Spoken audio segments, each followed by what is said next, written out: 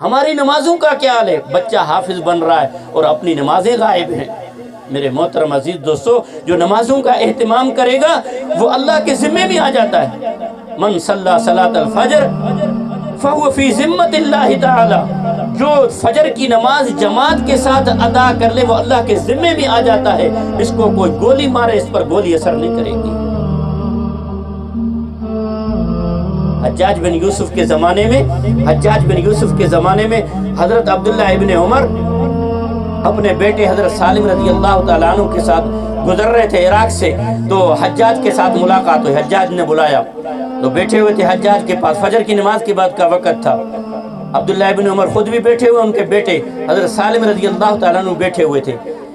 تو ان کے سامنے حجاج بہت سفاک اور قاتل تھا، اتنے ظالم ہونے کی، اس کی ظلم کی وجہ سے اس پر کفر کا فتویٰ لگ چکا تھا، لیکن اتنے بڑے ظالم ہونے کے باوجود تارک صلاۃ نہیں تھا، نماز پڑھتا تھا۔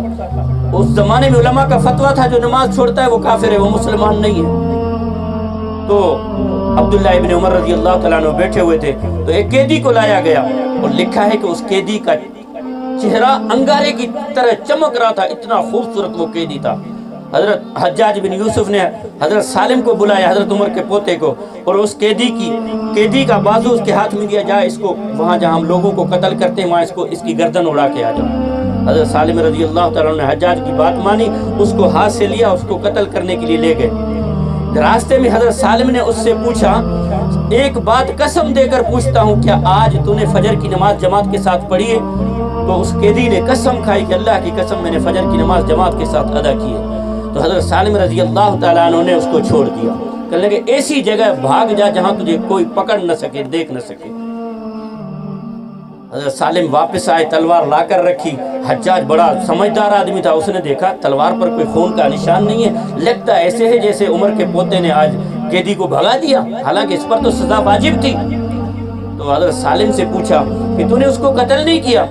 تو حضرت سالم نے حدیث پیش کی کہ حجاج، یہ میں نے روایت اپنے باپ اس عبداللہ سے سنی ہے، انہوں نے عمر سے سنی ہے، انہوں نے رسول اکرم صلی اللہ علیہ وسلم سے سنی ہے کہ جس شخص نے فجر کی نماز کو من صلی صلاۃ الفجر مع الجماع فہو فی ذمۃ اللہ، وہ اللہ کے ذمے میں آ جاتا ہے۔ کون ہوتے ہیں آپ اور میں اس کو قتل کرنے والے؟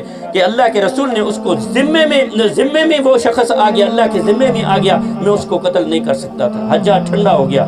حضرت عبداللہ ابن عمر اٹھے اور اپنے بیٹے کا ماتھا چوما کہ میں نے تیرا نام ہی سالم اس لیے رکھا تھا کہ تیری وجہ سے امت کو سلامتی ملے گی۔